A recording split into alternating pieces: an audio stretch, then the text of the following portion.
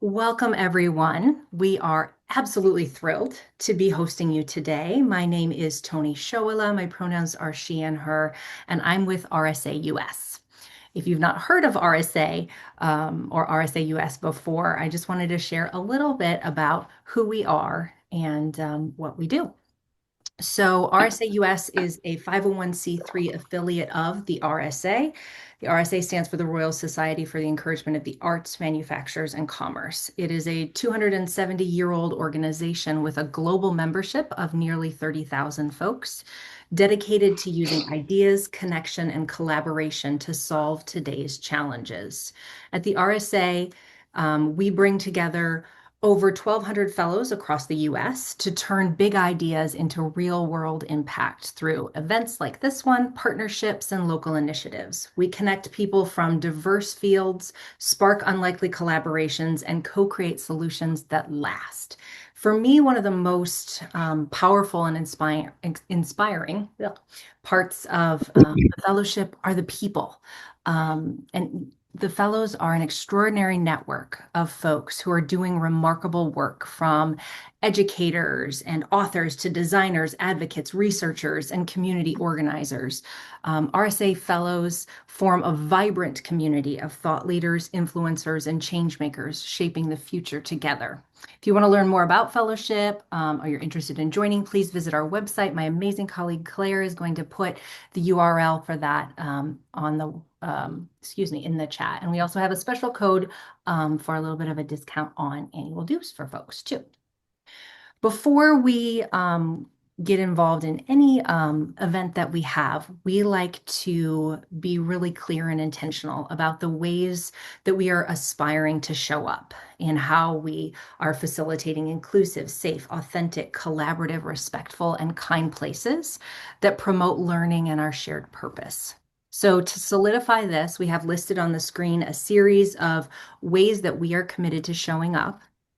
Please take a moment, scan them, make sure that you're in agreement with caring for ourselves and one another in these ways. Also, if it feels like anything's missing, we're always open to hearing additional thoughts on that too. As far as logistics, this session is being recorded, and a recording will be available on our YouTube channel within a few business days.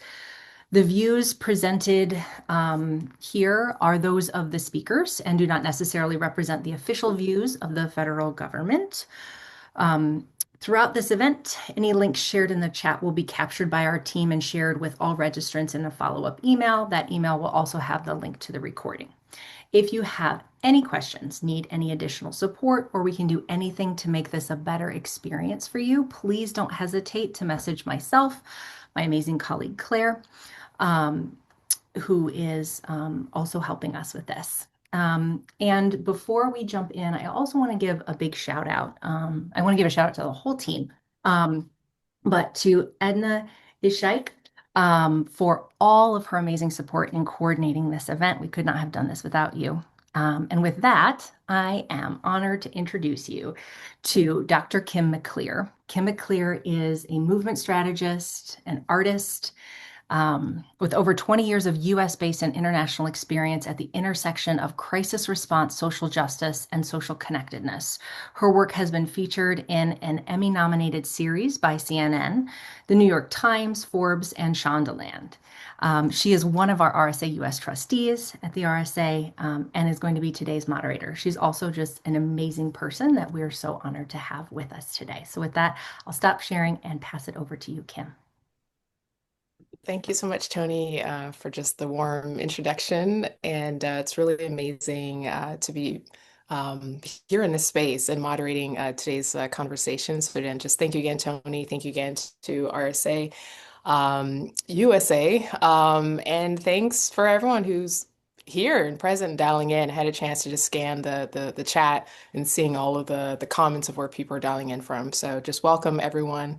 I want to kind of kick things off with just framing the context of why we're here. So we know the topic is about social connection, but I want to talk about something that really kind of goes a little bit unspoken. So we tend to talk about social connection from a perspective of personal choice or individual perspectives.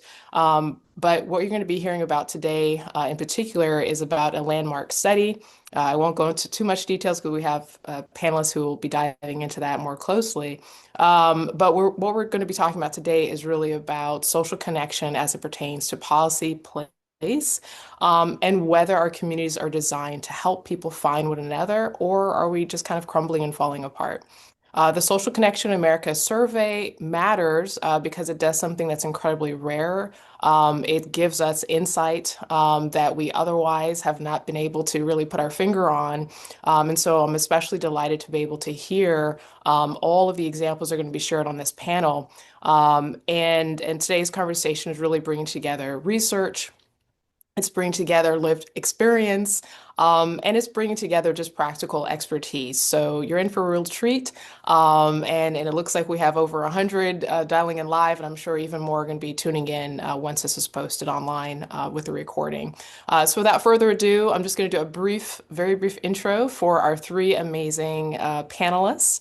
And then I'll give each of them a couple of minutes to also introduce themselves further, to share any other insights, just to kind of help us ground the space. So first, I want to begin with Dr. Julianne Holt-Lunstad, who is a director and chief science lead for Social Connection in America, a professor of psychology and neuroscience at Brigham Young University, and is also a leading researcher whose work established social isolation and loneliness as major health risk factors.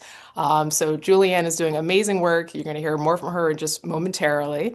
And our second amazing panelist you're going to be hearing from is Katie Clark Wheeler, who is a policy advisor at the Administration for Community Living at the Department of Health and Human Services, and is also a lead for Commit to Connect. We'll hear more about that, which is a national initiative addressing social isolation and loneliness among older adults and people with disabilities.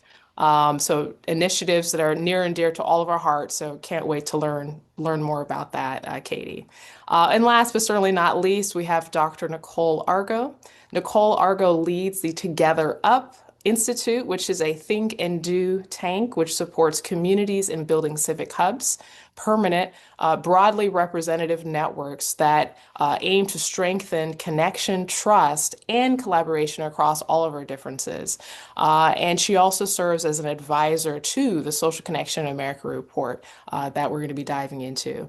So again, three amazing speakers. It's just really an honor to be in such great presence and company. And we had a chance to connect last week, and it was just really just a delight just getting to know each of you, and really excited to see where this dialogue goes. So first, just want to pass it to Julianne just to share a little bit more about just what's grounding you today and what you're excited about for today's conversation.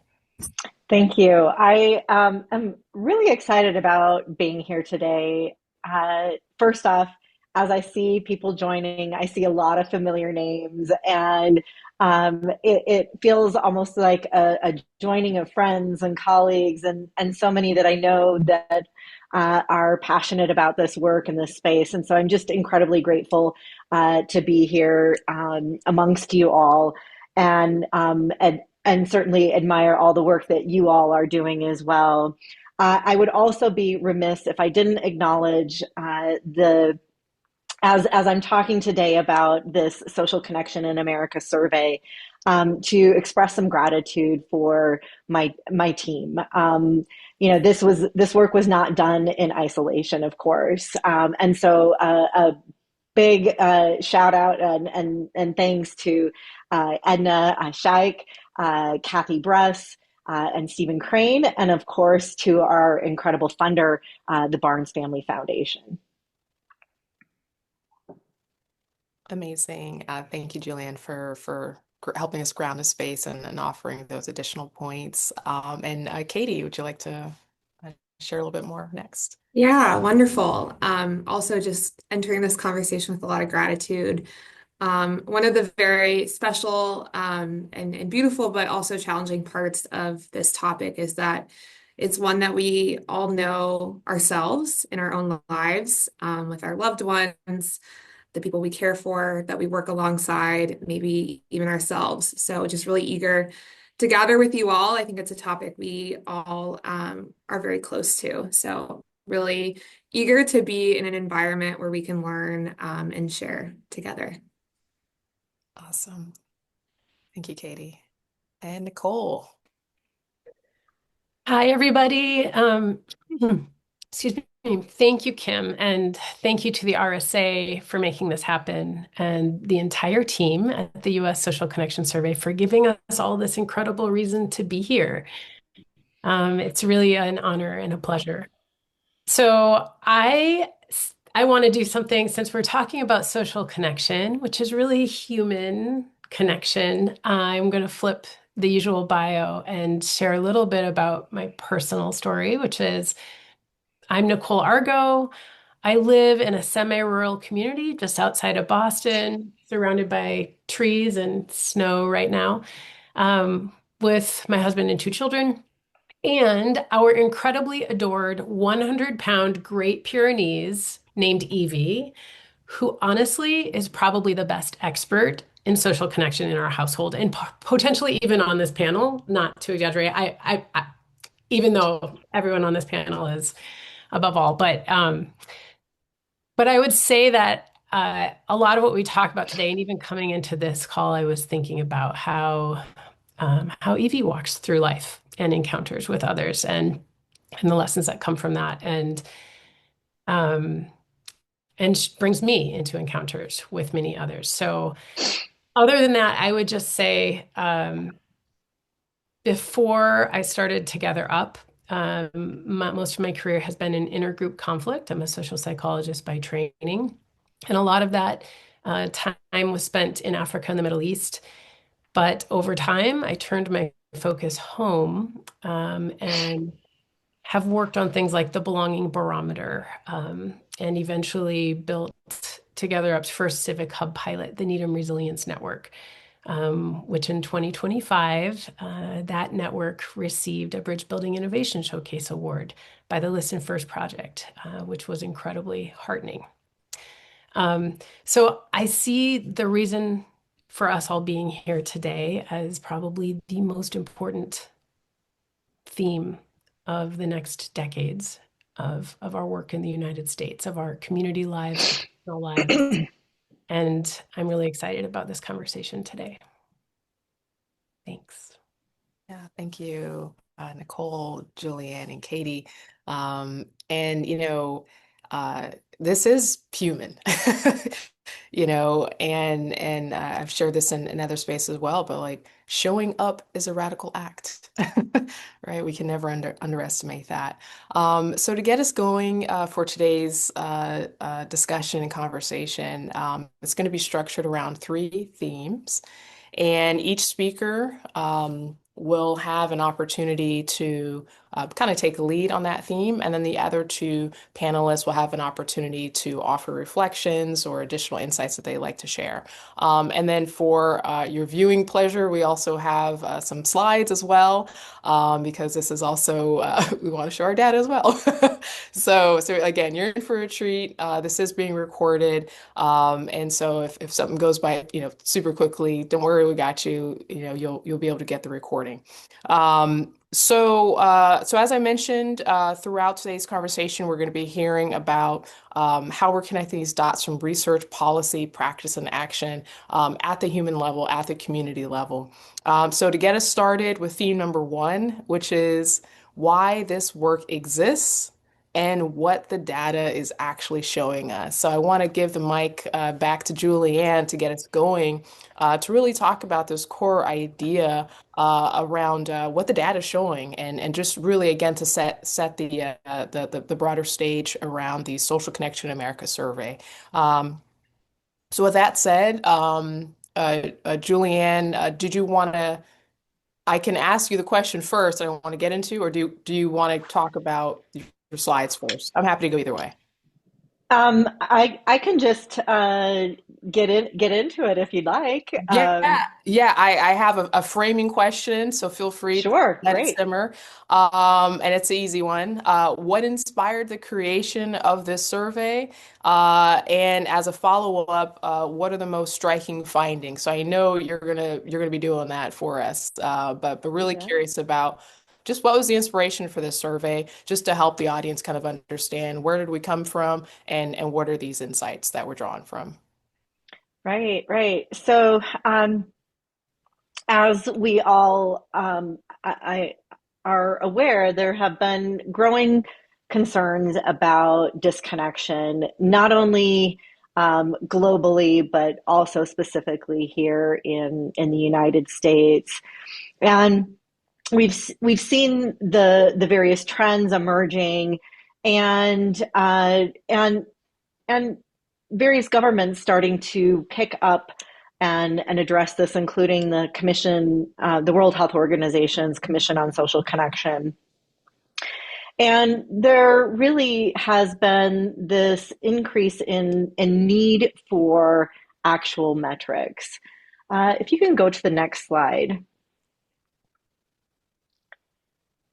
So in this, in recognizing that we need metrics around this, uh, we recognize that there are many surveys out there that have been looking at a variety of ways of looking at social disconnection. There are surveys on loneliness. There are surveys on social capital. There are surveys on isolation.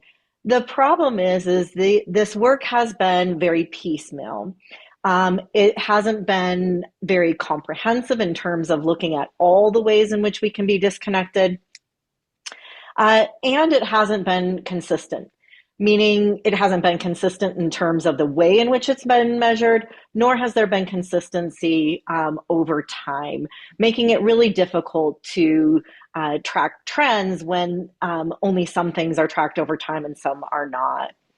And so, what this survey fills in terms of some of the gaps is this is the first national survey to span 25 years to measure several key components of social connection. So not just one, but across all of these different key components that have been really demonstrated in research to be impactful on a variety of outcomes.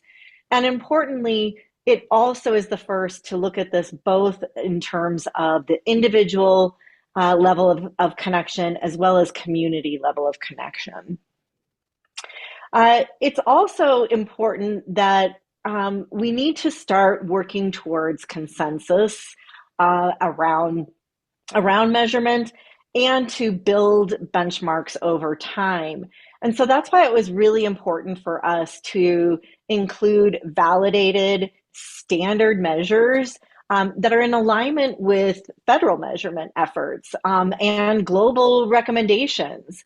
In order for us to, as we create these benchmarks, for them to be trusted and where possible to harmonize with other kinds of data sets and to be able to make both national and state level comparisons.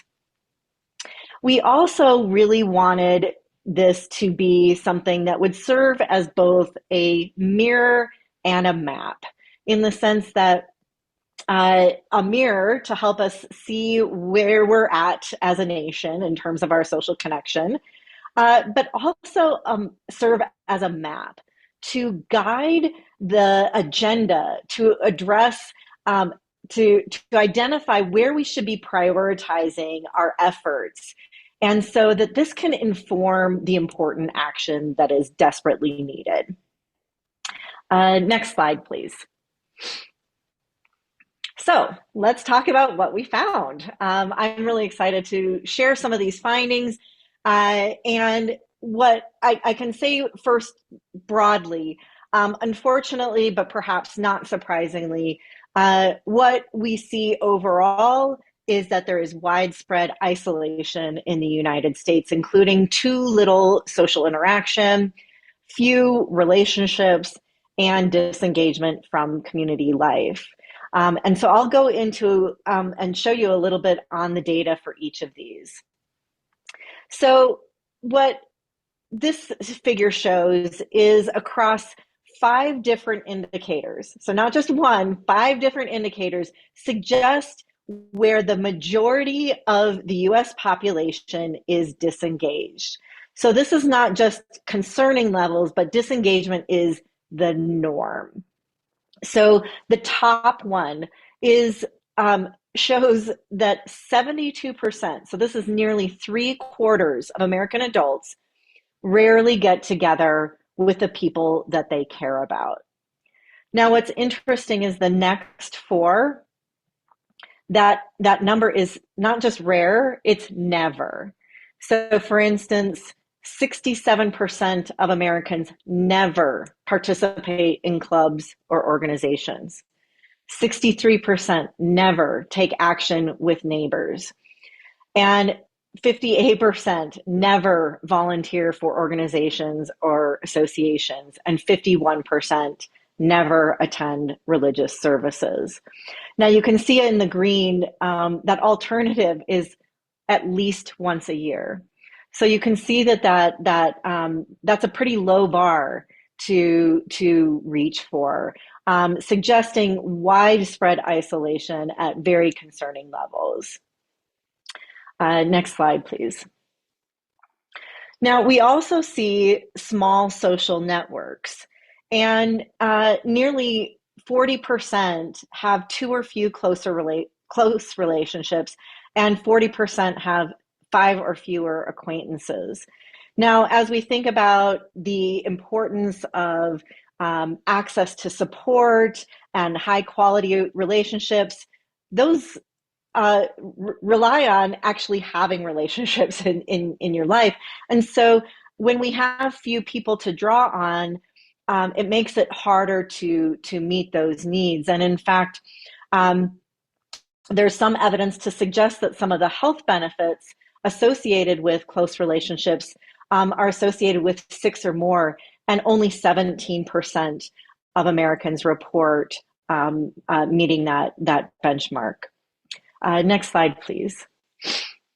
Now, we also found that not everyone, that I should say that some groups were more disconnected than the average. So if we are, as I just mentioned, those are averaged across all adults in the US, but we see that those with low education levels, those that report certain racial and gender and sexual identity groups, as well as income, also seem to fare worse than the national average. The one I'm highlighting here is around annual household income. What we found was that among those who earn under $75,000 per year, they scored lower than the national average across 9 of the 12 indicators of social connection. Now, that represents more than 100 million adults in the United States. And so this suggests that this affects a large portion of the US population that is faring even worse than the national average. Next slide, please. Now, I wanted to leave with some signs of hope.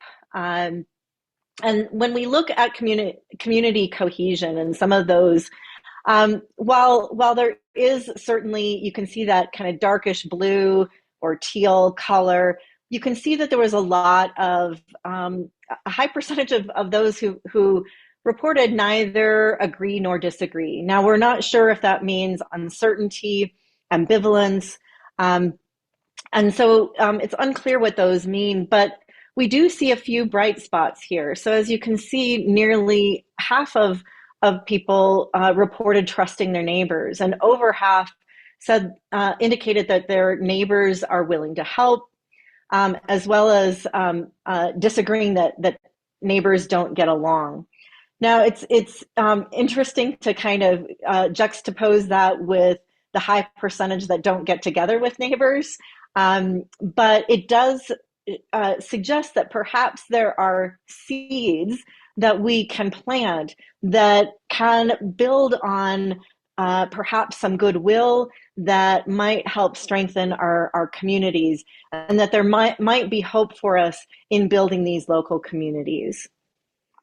Next slide, please. So these were just some highlights of the findings. There were many, many more. And so I want to note that you can go to this link for the data supplement where you can see the results for every single one of the items, and also detailed information about our methodology, and a lot of other information that you may be interested in. But hope to have you all engaged in this. The survey will be open to the public, and the data will be available to the public through Open Science Framework as well. Awesome. Thank you, Julianne, for sharing all of that. It's just so important and critical to just lay out the results. And as we kind of alluded at the beginning of this dialogue, social cohesion, social connectedness means different things to different people. So it's just really important, and it's really groundbreaking, the study that was done. And thanks for sharing the links. And I'm tracking the comments in the chat as well. It's a very active group. So I know you're going to get a lot of folks following up to be able to participate further. So I want to give some time to Katie and Nichole just to offer any reflections or reactions to how these insights from the data, what that means for the work that you both are doing. So maybe Katie, I'll go to you first. Yeah, thank you. When I see and read these findings, I really think about the older adults, people with disabilities, and the family caregivers in our communities that the Administration for Community Living supports with programs and services. And older adults and people with disabilities experience many risk factors that contribute to their social isolation or disengagement. We know that 80% of older adults have a chronic condition, such as heart disease, diabetes, cancer, maybe stroke. And 77% have at least two of these chronic conditions. For these older adults, their social disengagement may increase their chances of developing that chronic health condition. We also know that chronic health conditions may also interfere with the quality of their relationships, the number of relationships they have, and also the structure of those relationships. I also think about people that have sensory impairments such as hearing loss or vision impairment, and the certain social stigma and deficits that accompany that and their ability to communicate fully with the world. Aging can also bring stigma and challenges with communicating with others, functioning, moving around your own community and your own home. And as a former family caregiver myself, I also really think about the 70 million paid and unpaid caregivers that really make community living and social connection in communities possible for older adults and people with disabilities. These caregivers are emotionally exhausted. They're stressed about out-of-pocket costs and finances, managing their own children, their job, and they often don't feel understood or appreciated by others. So to see these numbers really confirms, what I see in my own work and feel when being in my own community. Yeah, appreciate that, Katie. Designing for social connection is designing for care. So that resonates loud and clear. And thank you for offering those reflections. Nichole, do you want to add any reflections from how the data or these insights are resonating with you? Absolutely.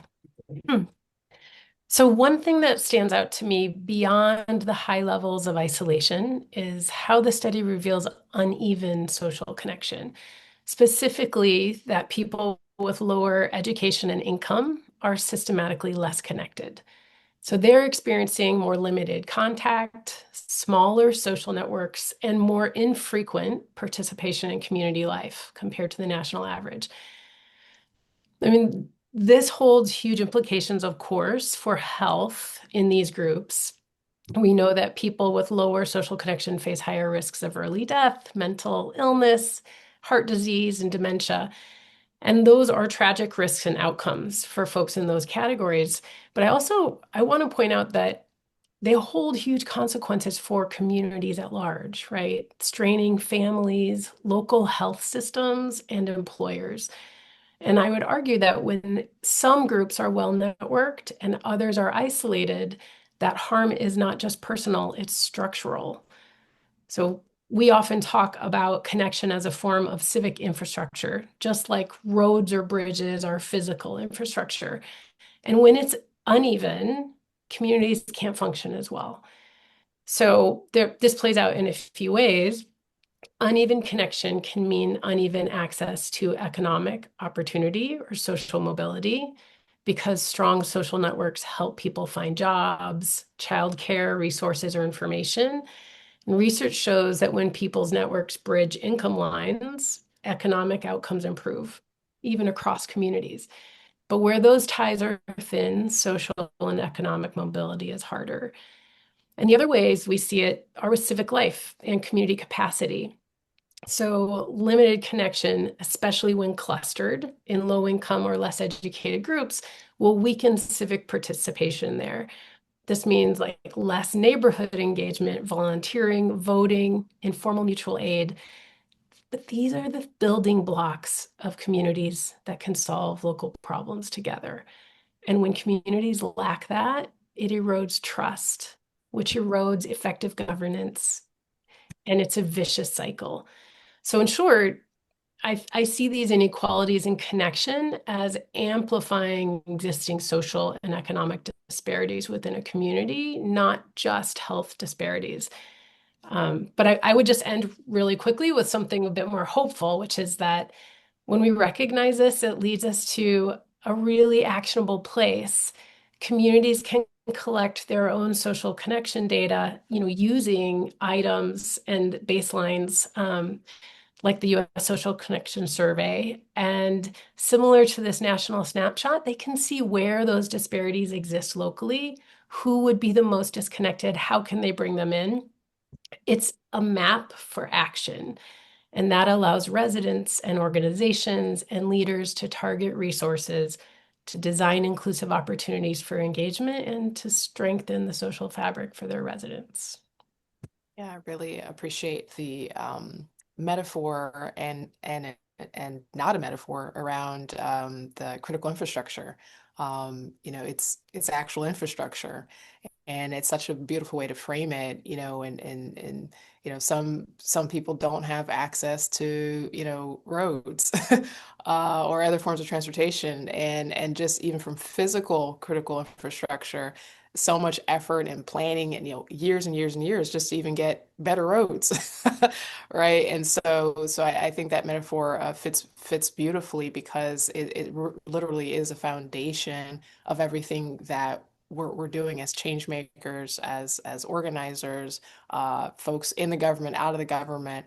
If you don't have that infrastructure and allowing people the space and mobility to get access to these resources, you're going to end up with some people are on, roads that have potholes, and some people have speed bullet trains and superhighways, and it's only going to amplify and magnify over time. So Nichole, I wanna continue with just kind of pulling those threads, and kind of segue into theme number two, since you did use the word hopeful. So let's pull some hopeful threads. So for theme number two, Nichole, I want to kind of pivot a little bit and talk more about what's possible. So we're talking about designing for connection and collective action through civic hubs. So specifically, what is possible, and why do we need to design communities for social connection? You gave us a lot of gems, but I know there's a lot more specific details you want to offer. So I want to give you the stage again to share about the work you're doing with the Together Up Institute. Amazing. Thank you. Okay, so going back to this idea that disconnection isn't only a health challenge, it's a civic one. That when people feel isolated as individuals or groups, communities lose out on trust and shared agency and the ability to solve problems together. So that means that the way we address social connection matters not just for personal well-being, but the health of our communities and we would argue even our democracy. You might be asking, why do we need to design communities for social connection at all? And I would offer a few different answers to that. So starting with, we know that connection doesn't just happen anymore, right? We used to assume it was a byproduct of daily life. People would see their neighbors out in the yard. We have our schools, there's church congregations or other religious affiliations, civic groups, social clubs. But as Bob Putnam, Seth Kaplan, and many others have documented really well, those structures have weakened. And I will quickly turn us to a slide, which you don't look at the numbers. You don't need to study anything. All you need to know is on the upper left quadrant, that's about social isolation. And you can see in the last 20 years how that has gone up starkly, right? So in complement to Julianne's slides, just look at these lines because it's shocking. All these other squares here, household social engagement, family social engagement, friends, etc. You see them going down starkly. This is data from Canaan and Veazey from 2023. So, of course, as we discussed earlier, it's not only that connection has plummeted, but also it's become unequal. The bottom line is it's no longer automatic. We can't look for it to just come from our communities. We need to build for it. And that means it needs to be designed in ways that take into account our current social context, our local context, and that use evidence-based practices. And here, I would argue, like, it's beautiful. We're seeing this proliferation of social connection interventions. And this is heartening and incredibly inspiring. And I hope the movement continues to grow. But simply increasing ties may not be effective. And in fact, it could be harmful. So I think we need to really think about how to design for meaningful ties using what we know about effective social contact by increasing the breadth and diversity of ties that residents have with one another. So what am I saying? We can remember that social health is not only about the number of relationships we have, it's about the quality and the breadth of them as well. And there's no way to talk about quality and diversity of our relationships today without acknowledging our societal context, which is one of rapid change, toxic polarization, and social segregation. Americans everywhere, they're feeling more anxious and often threatened.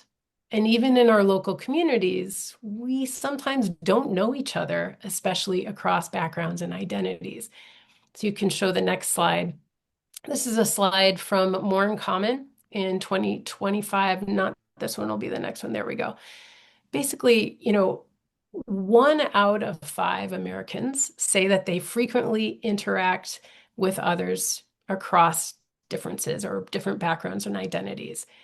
That's not that many, especially given the zero-sum narratives that we get through partisan headlines that can exacerbate misperceptions and really put us all in a place of vigilance against threat, right? It can be a danger for even our communities. The next slide.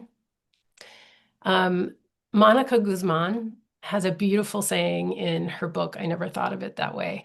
She says, the more underrepresented someone is in your life, the more overrepresented they are in your mind. And the problem is, since we don't know folks, we have to fill in the blanks about them, right?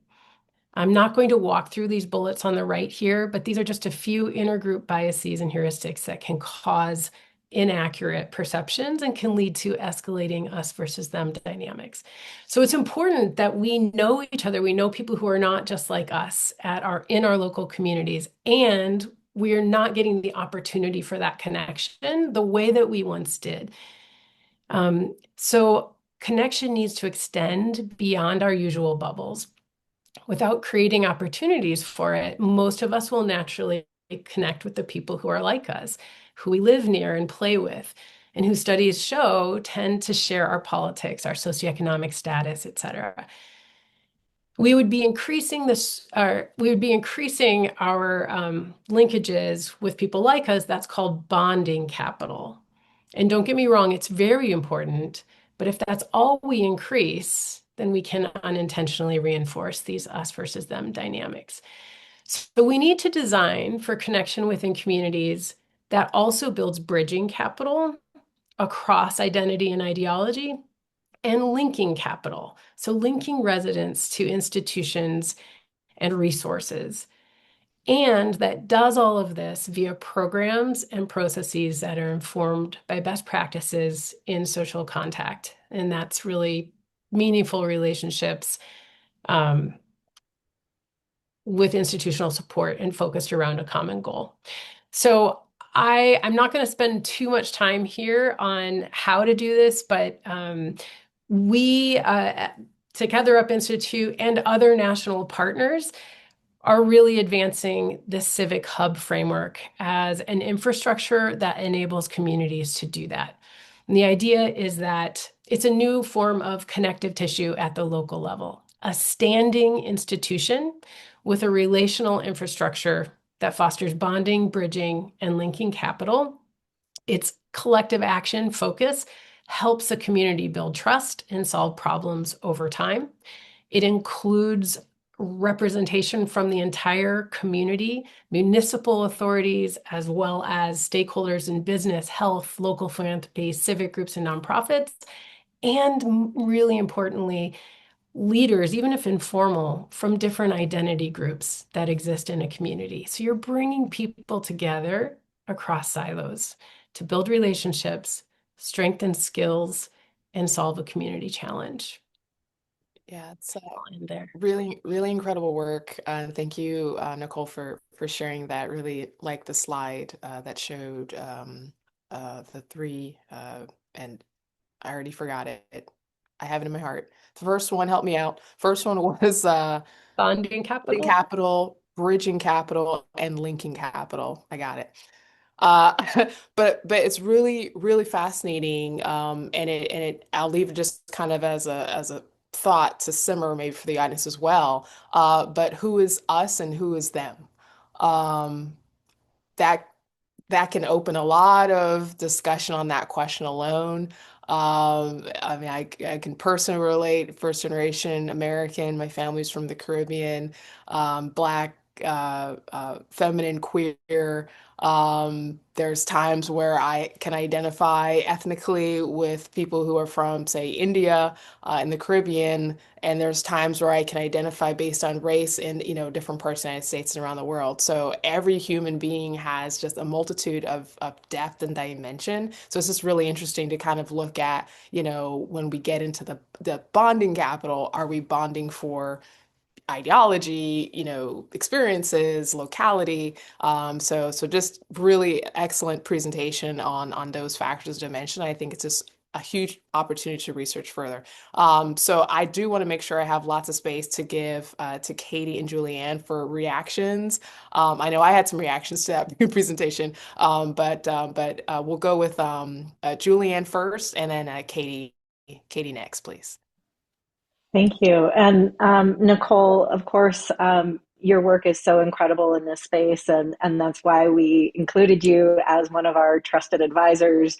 Um, and why perhaps I didn't have time to share earlier why we made sure to really look, as I mentioned, we wanted to look at both individual level connection and community connection more comprehensively than has been done in the past. And so we really tried hard to incorporate core domains that we know to be critical to this, based on the evidence that is out there.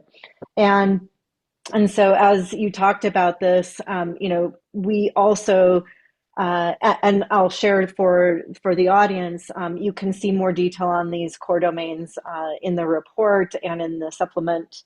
But around structure, function, and quality of connections. And as we talk, and as you talked about, we need more than just the existence of relationships. There are important functions that our connections serve, and the quality of those matter as well. And what's unfortunate is that we are seeing very strong evidence of the erosion of that structure to begin with. And so it's really hard to draw on these functions and the quality when we don't have that foundation to begin with. And as you presented the 20-year span from the American Time Use Survey, that data is so striking in terms of seeing those trends over the past 2 decades.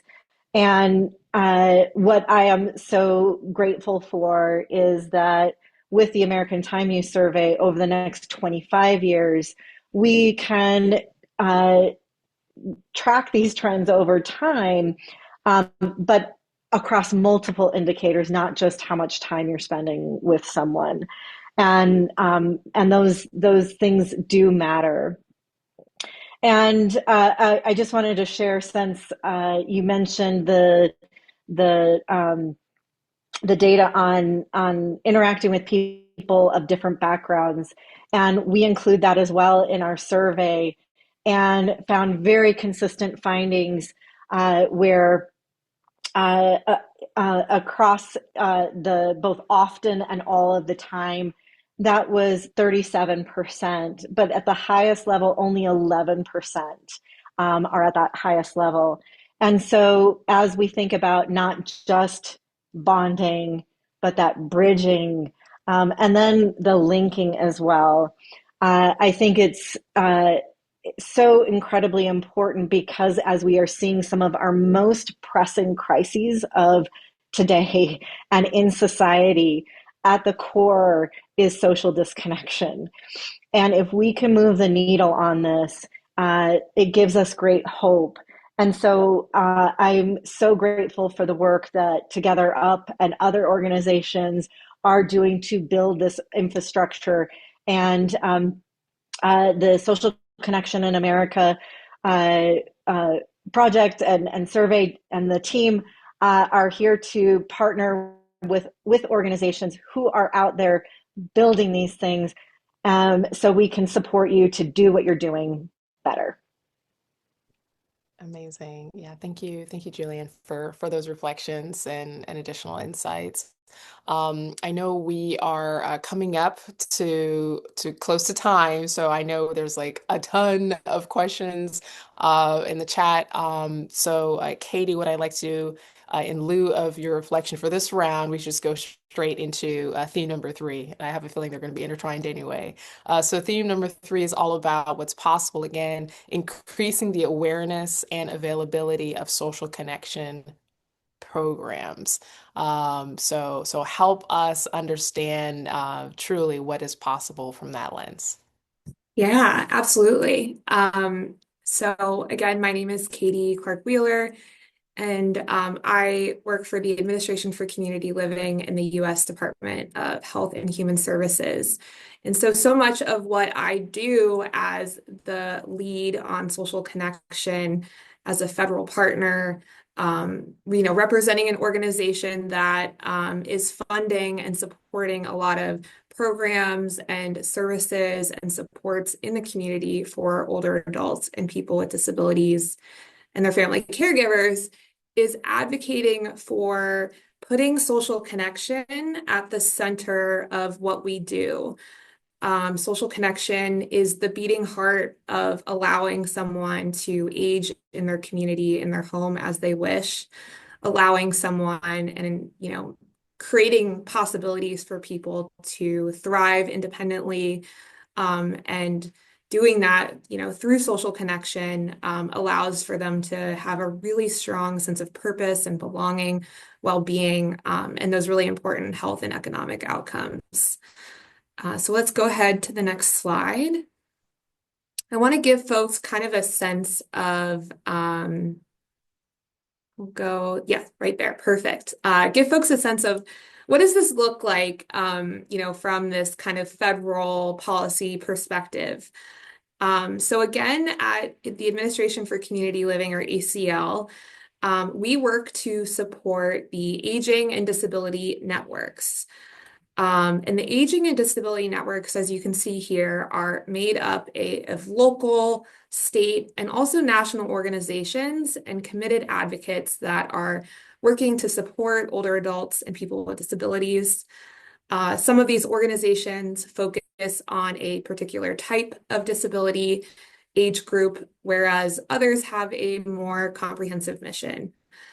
So you can see here, just from taking a quick look at this list, you can imagine how a lot of the work and programming and services that these organizations are providing do really touch on social connection, that structure, function, quality that we've talked about up until this point.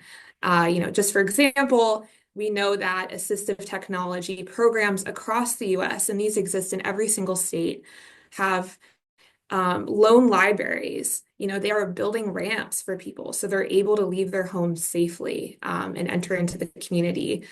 They're giving people hearing aids, allowing them to try out different hearing aids so that they can get a sense of what works for them, so that they're able to understand what others are saying and engage with others, as they're able to and as they wish. So we can go ahead to the next slide. So what does this look like in the work I do in trying to strengthen this emphasis on social connection as a critical component of chronic disease prevention and health promotion for older adults and people with disabilities? So we have an initiative here at ACL that I have really the honor of leading, called Commit to Connect. And what we're aiming to do is increase the capacity of those organizations in the aging and disability networks that are serving older adults and people with disabilities to better grow their social connections, and strengthen the work that they're already doing to advance social connectedness. So really, we aim to do this through increasing the awareness of what works of those programs and those strategies, but also the availability, making sure that there are opportunities that are meaningful, that exist across communities through these partners, that older adults, people with disabilities, and their families are able to leverage to help people stay healthy, achieve well-being, and have strong relationships. So we provide technical assistance and training to really grow that awareness around prevention, detection, and response to social isolation and loneliness. We have a huge virtual summit that brings together thousands every year, professional resources and consumer resources such as toolkits. We do webinars and office hours with subject matter experts, those in the field that are actually running the programs. We have a community of practice model where we give folks an opportunity to measure the outcomes of the programs that they're already administering to understand how they are furthering social connection. We also have an innovations hub, which is a public-facing inventory of more than 125 model programs across the US that are working to address social isolation and loneliness. Folks can look at this, get a sense of what this can even look like in a community setting or from a state, how to, get in touch, understand the core components of each of these model programs, maybe even contact those folks that are running those programs. And then finally, we also facilitate an online nationwide network of champions, which includes over 650 leaders at the local, state, and national level, all working together, collaborating around this, how are we all doing this in our own work and in our own organizations? But I will pause. I know we are almost at the end of our time. And Kim, I'd love to kind of reflect with you a little bit more about how this work, kind of builds off of the work of the survey. Yeah, thank you so much, Katie, for offering all those insights And I know, Tony, I may lean on you for support. I know we're billed for just a 60 minutes, and I know there's a lot of questions. So we covered a lot of ground. This is, like I said, this is such an important conversation. And, we talked about, what the data is. What are the insights from the data? Second, we talked about what's possible when we're designing for communities in connection. And then we also hit on, what are these examples at the community, at the grassroots level, at the community level, especially considering, as a good friend of mine would always say, the future is disabled. Um, uh, the majority of us, if we don't already have disabilities, we will be disabled. And that's just life. And if we're not disabled, we will be caring for people who have disabilities. And that is also life. So just incredible work that the three of you are doing.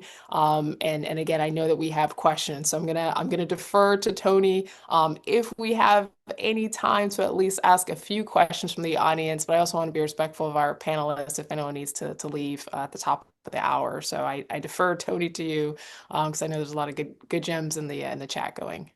Yes, Kim, there's so many wonderful questions in here, and it feels like I don't want folks to feel rushed or like they didn't really have things answered. So if you all are okay with it, what we could do is we can pull the questions that folks have submitted, and I can send those to the speakers via email, who could then share responses either with us or with the individuals directly, to really make sure that folks get answers to some of those questions. There's a ton of energy around this, which is wonderful. And it's even hard for me to like capture the themes because there's so many pieces and portions to pull from.